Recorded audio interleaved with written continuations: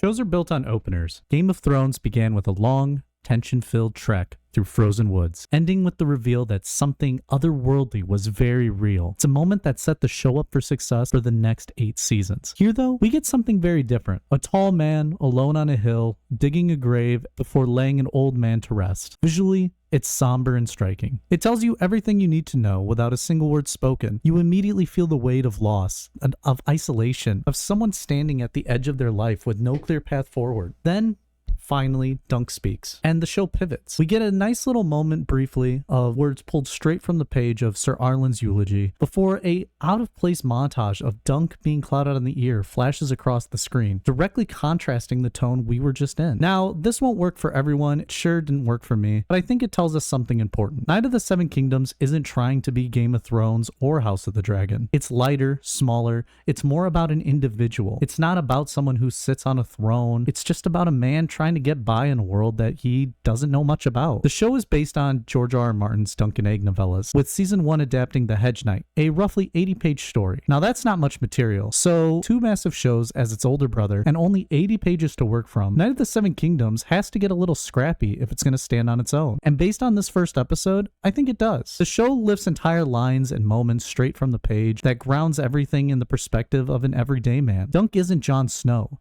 He's not a boy wise beyond his years. The gods are just forcing him to grow up. They even bless or curse him with a sassy bald boy who desperately wants to be his squire. After Sir Arlen's burial, Dunk talks to the horses, wondering what comes next. He considers selling them, but quickly realizes that would only buy him a year or 2 before he ends up a beggar, or worse, an outlaw. So instead, he chooses their original destination, Ashford. Right as the Thrones theme swells, we get a joke, and that brings us to the humor. The humor here feels very George, specifically George's more juvenile side. The books are full of names like Dick Cole and Shitmouth and Othar Shet, yet Dunk spewing poo really feels over the top. Still, it is something that some people might like. Humor is subjective. I know one person who at least laughed at it, so they at least got one laugh. On the road, Dunk stops at an inn where we meet the bald stable boy for the first time. The kid gives Dunk attitude when tasked with tending to his horses. Inside, the inn is empty. Most folks have already gone to the tourney. The only other patron is a ratty drunk who claims he's dreamed of Dunk before pulling a knife and telling him to stay away. He storms upstairs but leaves behind a gold dragon as a tip for the innkeep. Generous. After food and ale, Dunk checks on the horses and finds the bald boy wearing his armor and riding his warhorse Thunder. It's funny. The boy is pretending to be a knight, and Dunk scolds him for it,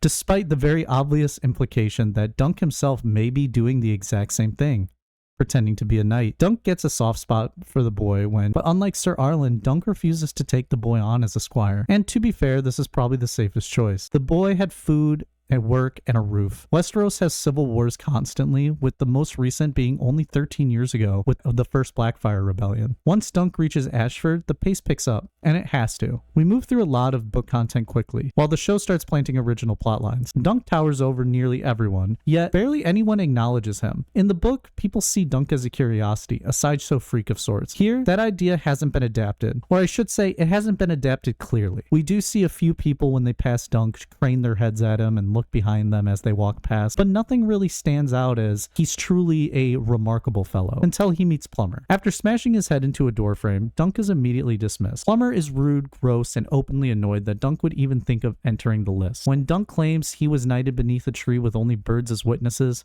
Plummer mocks him and clearly doesn't believe Dunk's a knight, referring to a torture method only known as the Ashford chair. Dunk's naiveness is on full display here, and as he tries to begin to find words to prove himself a knight, Plummer starts to laugh, thinking it's a ridiculous idea about this Ashford chair. He's clearly making a joke at Dunk and poking fun at him. So Dunk tries Lord Manfred Dondarrion, and instead he finds 2 women of the night, both redheads. Apparently, Dondarrion shares George's fondness of the color. They poke fun at Dunk, seeing him as an inexperienced green boy who's in way over his head. As Dunk wanders the tourney grounds, he vents his frustrations to his palfrey Sweet Tooth. If we can't have Dunk's inner monologue, this is a good workaround, letting us into his thoughts through his bond with his horses. We're also introduced to Raymond Fossaway, who's being absolutely pummeled by his cousin Stefan, a brutish knight who enjoys injuring potential opponents before the tourney even begins. They take their apple sigils very seriously. Stefan claims Raymond hasn't ripened yet, and Raymond fires back, calling Stefan a bad apple and telling Dunk to knock the seeds out of him. It's silly, but very George. much. We haven't seen much of the sigil-based personality play in a while, so watching two grown men commit this hard to apple metaphors is oddly refreshing. The show also introduces Tanzel Tutal and her puppet show, which is a standout of the episode. This massive dragon puppet, operated by multiple people, faces off against Knight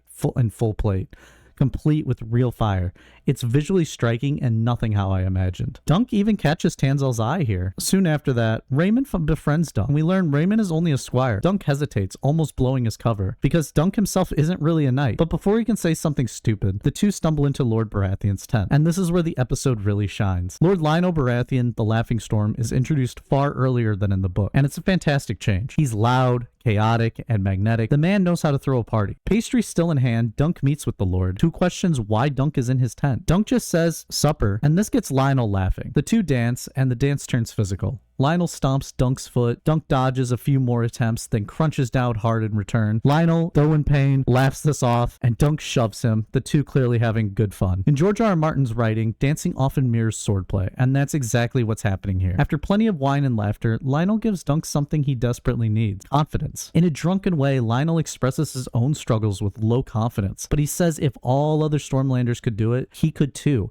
and that there's no point to agonize. Dunk admits he agonizes constantly, even about agonizing, which is relatable. This is George's most human character, but it's clear Dunk is going to have to fake it till he makes it, just as Lord Baratheon has. Dunk asks if he has any chance of winning, and Lionel is truthful. He says none at all, yet tries to console, saying there's honor in testing yourself against a worthy foe. But despite this view, Dunk points out in reality, one loss means he can't ransom back his horse. Lionel jokes that a knight without a horse is no knight at all, but then clearly realizes he's never really thought about that perspective. For one night, Lionel fills the role of an older brother, listening, advising, and seeing Dunk as a young man still figuring things out. Later, Dunk finally corners Lord Dendarian, but the young lord is far more interested in his company than in Dunk's story about Sir Arlen. Dunk is shooed away with little thought or care. Defeated, he returns to camp, only to find the bald stable boy there cooking a fish. The boy followed him all the way to Ashford, catching a ride on a cart. He introduces himself as Egg.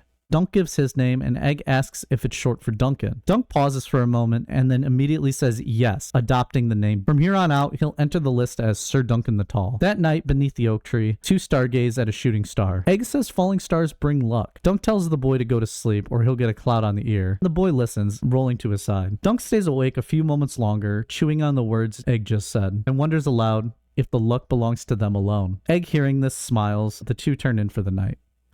All in all, this episode is very fun, it's very good, the humor doesn't really land, and I think changes to Sir Arlen are for the worse. I think it completely recontextualizes who Dunk is as a person. He's no longer someone trying to emulate Arlen. He's now this weird Stockholm Syndrome kid who was with someone who didn't really seem to ever really care or want him around. Some good changes are obviously Lionel Baratheon being introduced so early and making him a little bit more of a fun character. Lionel steals every scene he's in. The actor Daniel Ings really steals the spotlight. Hopefully, this means that he's going to be a larger part of the story for the episodes to come. The score is also utterly beautiful, especially the theme that plays when the title card pops up and the song at the dance sequence, which you can't help but bob your head to. But yeah, all in all, this first episode is great. I cannot wait for the next one. I thank you guys all for watching. I'm still new at this, so feedback and topic ideas are always appreciated. I'll catch you in the next episode. Bye-bye.